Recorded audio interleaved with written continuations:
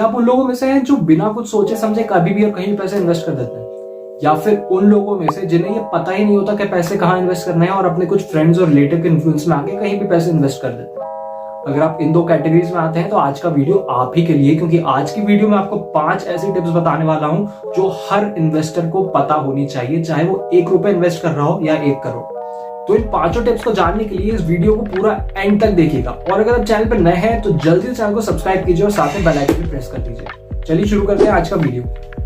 Number 1, know your investment goals. अब ये investment goals क्या चीज होता है? देखो, हम सबका लाइफ में कुछ ना कुछ गोल होता है, हमें कोई ना कोई चीज अचीव करनी है। किसी को घर खरीदना है, किसी को गाड़ी खरीदनी है, किसी को वर्ल्ड टूर पे जाना है, किसी को घड़ी खरीदनी है या कोई दूसरे एक्सपेंसिव आइटम खरीदना है।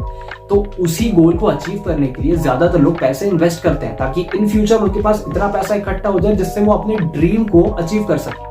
तो हमें भी पता होना चाहिए कि हमें पैसा किस चीज के लिए इन्वेस्ट करना है, मतलब हम किस पर्पस के लिए पैसे को इन्वेस्ट कर रहे हैं। मान लीजिए हमारा कोई ऐसा गोल नहीं है, हम केवल अपने फ्यूचर को सिक्योर करने के लिए पैसा इकट्ठा कर रहे हैं, हमारे फैमिली, हमारे बच्चों के फ्यूचर को सिक्योर करने के लिए पैसा इकट्ठा कर रहे हैं, तो वो भी एक तरह से हमारा इन्वेस्टमेंट गोल ही है। आपको अपना इन्वेस्टमेंट करने का गोल यानी कि पर्पस पता होना चाहिए कि आप किस कारण से इन्वेस्टमेंट कर रहे हैं। Number 2, know your investment time frame. ये बात हम सबको पता है कि टाइम हर जगह इंपॉर्टेंट है, सेम उसी तरह इन्वेस्टमेंट में भी टाइम बहुत इंपॉर्टेंट है। अगर आपको यही नहीं पता कि आपको पैसा कब से कब तक कहाँ इन्वेस्ट करना है तो फिर भाई बिल्कुल इन्वेस्ट मत करना। कभी भी कहीं भी पैसा इन्वेस्ट करने से पहले ये आपको प्री डिटरमाइंड होना चाहिए कि आप इस पर्टिकुलर चीज में कितने से कितने टाइम तक के लिए पैसा इन्वेस्ट करेंगे, चाहे वो कोई एफडी हो, चाहे वो रियल एस्टेट हो या शेयर्स हो या कोई भी चीज हो।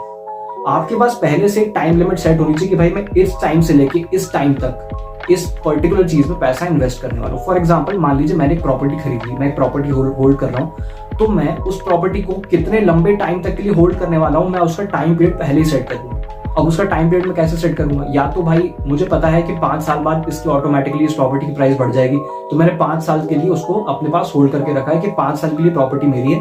5 साल बाद अगर इसका रेट बढ़ता है, जो कि ऑब्वियसली बढ़ेगा, लेकिन मान लीजिए आपने किसी ऐसी चीज में इन्वेस्ट किया है जहां सर्टेनिटी नहीं है, आपको पता ही नहीं कि ये चीज कब अपने पीक पे जाएगी या मुझे प्रॉफिट कब देगी या इसमें प्रॉफिट होगा भी नहीं, कि केवल लॉस ही होगा। तो ऐसी टाइम में आप केवल उस पर्टिकुलर इंस्ट्रूमेंट को ही देखकर अपना इन्वेस्टमेंट का टाइम पीरियड सेट करते हैं। जब वो इंस्ट्रूमेंट ऊपर चला जाएगा बिल्कुल पीक पे, तब आप उसे विड्रॉ कर लेंगे। अगर नहीं जा रहा है, लॉस हो रहा है, तो फिर से आपके पास वही ऑप्शन है, विड्रॉ कर लेंगे, नहीं तो आपको लॉस होता ही रहेगा। तो ये तरीका है कि आप किस तरह से अपना टाइम फ्रेम सेट कर सकते हैं अपने इन्वेस्टमेंट के लिए।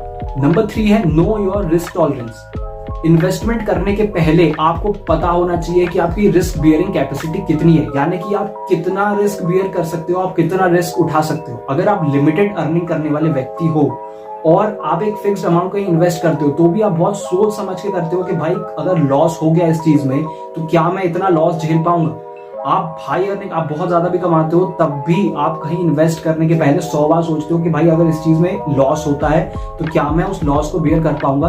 तो आपको इन्वेस्टमेंट करने के पहले अपनी उस कैपेसिटी को, अपनी उस लॉस बियरिंग कैपेसिटी को तय करना होगा कि मेरी लॉस बियरिंग कैपेसिटी कितनी है और उतना ही इन्वेस्ट करना पड़ेगा। मान लीजिए आप महीने का 1 लाख रुपए कमा रहे हैं, तो अब आप इन्वेस्ट करने से पहले एक अमाउंट सेट कर लेंगे। पहले अपने दिमाग में अमाउंट सोच लेंगे कि भाई मैं इतना ही अमाउंट मार्केट में इन्वेस्ट करूंगा या कहीं भी इन्वेस्ट करूंगा, क्योंकि अगर मुझे लॉस हो भी गया तो मैं इतना लॉस झेल सकता हूँ। मान लीजिए आप 1 लाख रुपए महीना कमाते हैं, आप 50,000 रुपए तक इन्वेस्ट कर सकते हो।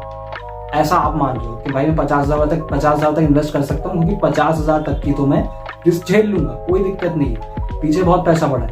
तो फिर वो आपका माइंड सेट है। लेकिन कभी भी इन्वेस्ट करने के पहले आपको अपनी रिस्क बियरिंग कैपेसिटी के हिसाब से, आपके पास कितना पैसा, आपके पास पहले से कितना कैश डिपॉजिट अपने पास है, आप कितना बड़ा से बड़ा या छोटे से छोटा रिस्क बियर कर सकते हो, आपको वो देखते हुए ही इन्वेस्ट करना चाहिए।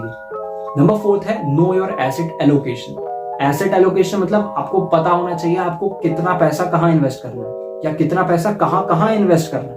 कई लोग क्या करते हैं, उनके पास एक सर्टेन अमाउंट है, मान लीजिए 50,000 रुपए उनको कहीं इन्वेस्ट करना है, वो पूरा 50,000 उठा के एक ही जगह पे इन्वेस्ट करते हैं बिना कुछ सोचे समझे कि लॉस होगा कि प्रॉफिट होगा, पूरा पैसा उठाया और एक ही जगह इन्वेस्ट कर। ऐसा नहीं करना चाहिए। अगर आपके पास एक सर्टेन अमाउंट है, फॉर एग्जाम्पल 50,000 रुपए ही है, आपको वही इन्वेस्ट करना है, तो मैं एडवाइस करूंगा उस 50,000 रुपए को एटलीस्ट 5 जगह पे इन्वेस्ट कीजिए, 10-10 हजार करके। उससे क्या होगा? सबसे पहली चीज, रिस्क कम हो जाएगी। अगर आप किसी एक ही जगह पे पूरा पैसा इन्वेस्ट करते हैं तो रिस्क डबल हो जाती है। अगर वो उस जगह पे आपको लॉस हुआ तो पूरा पैसा डूब जाएगा। लेकिन अगर 5 जगह पे इन्वेस्ट किया है, मान लीजिए एक जगह भी लॉस होता है तो आपका पैसा अभी भी 4 जगहों पे है, वहां से आपको प्रॉफिट होने के चांसेस हैं। इसलिए कभी भी पैसा इन्वेस्ट करने से पहले अपना पोर्टफोलियो तैयार कर लीजिए कि मुझे किस किस जगह पे पैसा इन्वेस्ट करना है। कभी भी एक पर्टिकुलर जगह पे एक बड़ा लमसम अमाउंट इन्वेस्ट मत कीजिए। नंबर 5 और सबसे important point, know where to invest in. आपको पता होना चाहिए आपको कहाँ पैसा इन्वेस्ट करना है। ऐसा नहीं कोई दोस्त या किसी रिश्तेदार ने कहीं पे पैसा इन्वेस्ट किया था पिछले साल, उसे प्रॉफिट हो गया, हमने भी वहीं इन्वेस्ट कर दिया। नहीं भाई, मान लिया तो मार्केट एक्सपर्ट नहीं हो, लेकिन थोड़ा बहुत मार्केट एनालिसिस तुम खुद से भी कर सकते हो। नहीं कर सकते तो किसी से पूछ सकते हो, लेकिन आंख बंद करके कभी भी कहीं भी पैसा इन्वेस्ट नहीं करना चाहिए किसी दूसरे को देखकर। अगर आप कहीं पैसा इन्वेस्ट करना चाह रहे हैं आपको, लेकिन आपको मार्केट की कोई नॉलेज नहीं, हमें नहीं पता भाई ग्रोथ होगी कि डाउनफॉल होगा, हमें नहीं पता, तो आप किसी से पूछ लीजिए, किसी एक्सपर्ट से, किसी एडवाइजर से पूछ लीजिए। अगर आप एक्सपर्ट या एडवाइजर को अप्रोच नहीं कर पा रहे हैं, आप नहीं कर सकते, आपके जैसे लोग हमारे पास यूट्यूब पे आ जाते हैं, वो भी नहीं कर पा रहे हो, तो फिर आप खुद से थोड़ा सा मार्केट का एनालिसिस करना चालू कीजिए। बहुत कोई बड़ा काम नहीं होता है, आप छोटे छोटे एनालिसिस कर सकते हैं, जिससे आपको थोड़ा आइडिया खुद से ही हो जाएगा कि आपको कहाँ और कब इन्वेस्ट करना है। मान लीजिए आपने अपना पैसा किसी ऐसी कंपनी में किसी को देख के इन्वेस्ट कर दिया, क्या यार वो इन्वेस्ट कर रहा है, सही कर रहा होगा, मैं भी कर देता हूँ। आपने कर दिया और पूरा पैसा आपका लॉस हो गया, सब कुछ जीरो हो गया एकदम, तो ऐसे में फिर आप ही को रिग्रेट होगा। तो इसलिए कभी भी इन्वेस्ट करने के पहले, भले ही आपको कुछ आता हो या ना आता हो, फिर भी थोड़ा बहुत खुद से रिसर्च कर लेनी चाहिए, ताकि बाद में आपको पछतावा ना हो कि मैंने गलत जगह इन्वेस्ट कर लिया, कहीं और इन्वेस्ट कर लेना था। ये थे टॉप 5 इन्वेस्टमेंट टिप्स। तो अगली बार कभी भी पैसा इन्वेस्ट करने से पहले इन टिप्स को अप्लाई जरूर कीजिएगा, और इस वीडियो को उन लोगों के साथ शेयर कीजिए जो कि इन्वेस्टमेंट करने के बारे में सोच रहे हैं या फिर इन्वेस्टमेंट करते रहते हैं। तो अगली बार कभी भी पैसा अगर इन्वेस्ट करने का सोचे तो इन 5 टिप्स को जरूर अपने दिमाग में रखिएगा। और ऐसी और इन्वेस्टमेंट, लीगल, टैक्स सेविंग और फाइनेंशियल इंफॉर्मेशन के लिए सब्सक्राइब कीजिए द लीगल वर्ल्ड को।